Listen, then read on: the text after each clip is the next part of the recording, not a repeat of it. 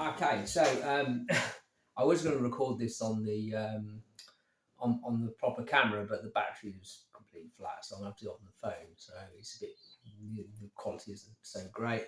So what I'm going to talk about today is how my racing season went last season, and particularly the end of it, because I've already blagged on about some of the other stuff.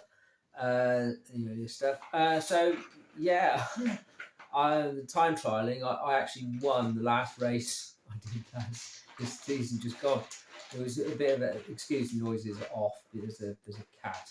There's two kittens actually scratching around. So yeah, it was. I didn't win overall, but I won the road bike category. There weren't that many of us in there, but there were some, and I did beat them. And I didn't find out until a few days later. What's that cat doing? Sorry. Yeah, so that was a great finish to the season, really.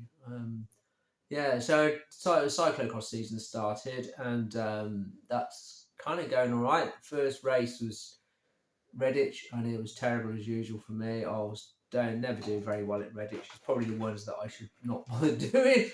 I get eaten alive by the sprinter guys and stuff. So yeah, anyway.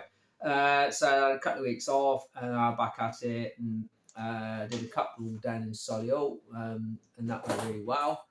Yeah, I'm in the over 60s now as well, and I think I'm about 20th in the league or something like that. I've been getting the last 2 or 3 races, I've had top 20s, so that's pretty good going.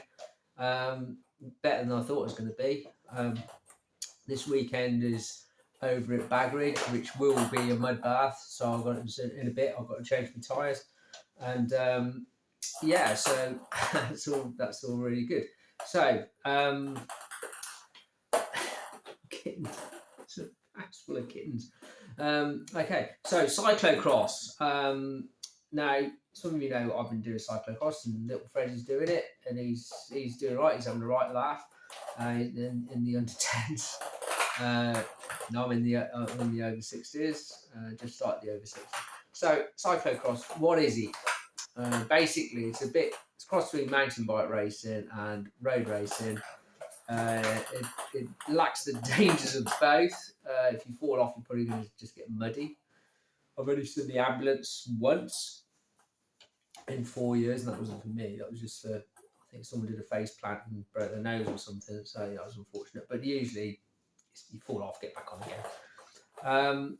So yeah, it's basically racing around a muddy field on a bike that looks a bit like a road bike with knobbly tyres on it, and usually disc brakes these days. Some of us are still riding older style bikes. You can use any bike you want, pretty much. You see quite a lot of mountain bikes and stuff in some of the races. People just giving it a go and stuff like that. Basic mountain bike will do it. So the racing is really, really fast. I mean, it's just fast and furious, and it's over. My races are 40 minutes, 45 minutes maybe. The senior guys, the under 40s, they're doing just 50 minutes. The women do 40, I think.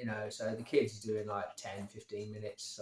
So it's not long races. They're always really well attended. The West Midlands League is just massive. I think it's probably the biggest league in the country now. It's huge. There's 150 riders in some of the races.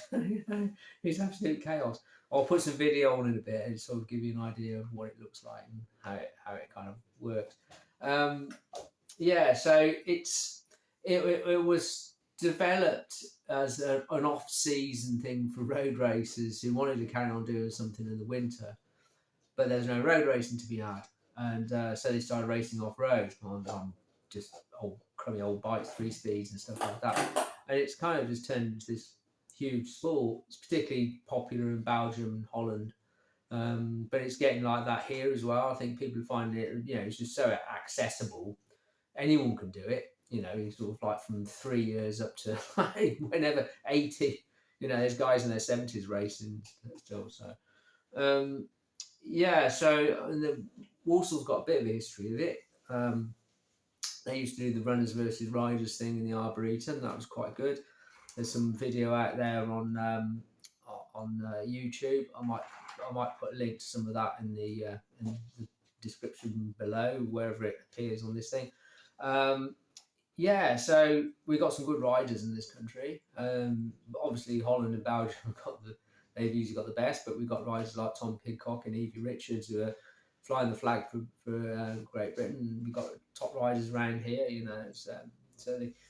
We got it's up and coming, and I think, you know, it's going to be big in this country, and it's going to be. They're doing it in the summer now. It used to just be a winter thing, but it's people are racing in the summer. They've got summer leagues and stuff like that.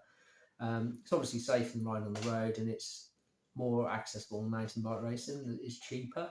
Kit's cheaper, unless you're going to go to a really high end cyclo-cross bike, which you kind of don't need really. You know, mine's worth about £1,500 or something. You know, so it's not a lot in bike terms. You know, so you know, sort of time trial bikes for like, you know, sort of £5,000 or more, and mountain bikes, cross country race mountain bikes, you know, £5,000, £6,000, stuff like that.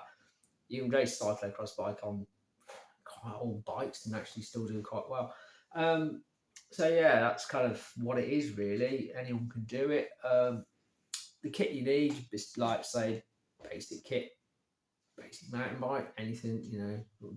You need a helmet, probably some off-road shoes, something with a bit of grip, because you might have to run if it's really muddy. And there's always places where you end up having to get off and sort of like run up a little bank or something like that.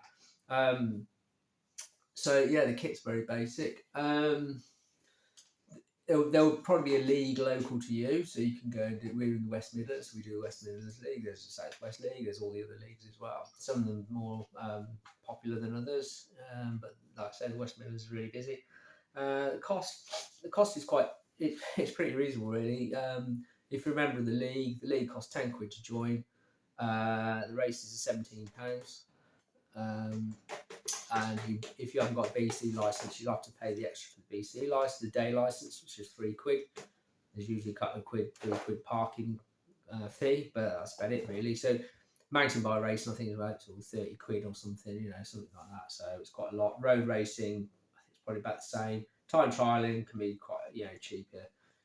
You know, time trial you can do like £10, £12 or something like that sometimes. Local ones are a fiver, you know. So I've been doing this for a little while now. Been doing the league stuff for about 4 years, 5 years, something like that. I've got better as things have progressed, really. Freddie's on his first season. He's like 8. So he's on his first season. That's it. That's about it, really. I'll put some videos in amongst all this lot. To give you an idea. I'll do some editing on this a little bit, and I'll try and get it up this evening. It's Saturday late afternoon, and I'm racing tomorrow, so I need to go and get my bike sorted out. I need to put my mud tyres on because it's going to be really muddy. And yeah, we'll see how we get on tomorrow. Yeah? All right, I'll see you soon. Cheers, bye. Right, okay, so quick anatomy of a modern cyclo-cross bike.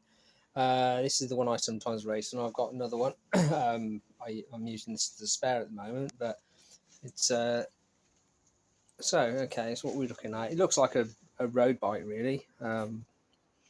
Usual thing, dropped handlebars and stuff.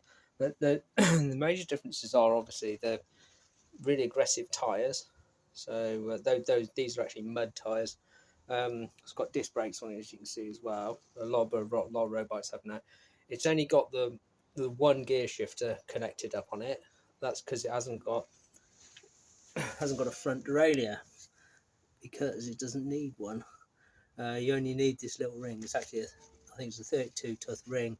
It's a special chain ring.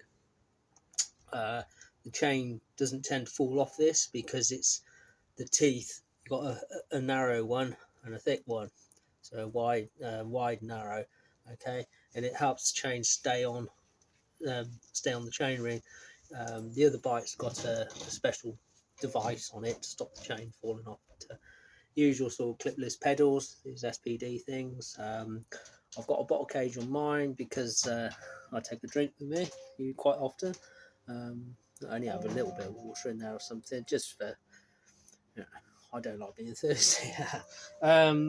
the rest of it's pretty much you know, not a lot to it really. I'm running I'm running 8 speed on it. I mean, a lot of modern cyclo-cross bikes have got like, you know, 11, 12 speed or whatever. But the advantage of having the the 8 speed on there is you've got a much wider chain. It doesn't tend to pick up it. The dirt falls out of it. I think with the narrower chains, the 11 speeds and that, you have a problem with mud packing into the links, and then the chain falls off, which you obviously don't want. What else can we say about this bike? Yeah, it gets covered in mud, so I was giving it a bit of clean when I get home, but there's usually some mud still adhering to it for the next week. So yeah, I think that's it. Oh, we've got my Garmin mount. I'll take the Garmin with me. Don't really look at it when you're racing, obviously. Sometimes you scare yourself with your heart rate. Yeah, okay. Can't really think of anything else to say about this. All right. Okay, so this is my main bike. It's my usual bike for racing on at the moment. It's quite an old bike. It's titanium. It's the other one's an alloy bike. This is kind of about 15 years old, but actually it's just really nice to ride. It's great off road. You can chuck, you know, it will take any amount of punishment. You're not going to break it. It's such a hard material. The advantage I find with this, because I'm quite light relatively, is it hasn't got disc wheels on it. So I've got, you know, the wheels are about 200 grams each lighter, so it accelerates quick. It's easier to flick it over obstacles, over roots and stuff like that. I've got the lightest wheels possible on it.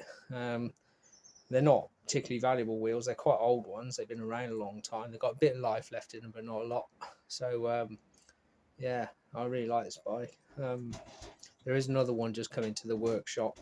There's a similar sort of age, but it was a top of the range when it came out in the 1990s. So I might take that to a race and see how it goes and compares to the modern bikes.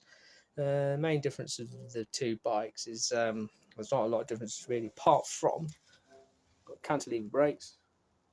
Okay, they work well enough for cyclocross. You don't use the brakes very much anyway. Very rarely sort of hammering the brakes on. So the disadvantage is they do tend to clog up the mud more than discs for obvious reasons. The mud just gets sort of clagged around them. What else different? Oh yeah, I've got special chain keeper tool on there because it's only running one chain ring. So I've got that on there, stops chain flicking off, which was really annoying when it happens because the race is so short. It's you don't want to lose any time at all. Put the chain back on, you know, you lose 10 places and the chain falls off. Yeah, so that's it really. Okay.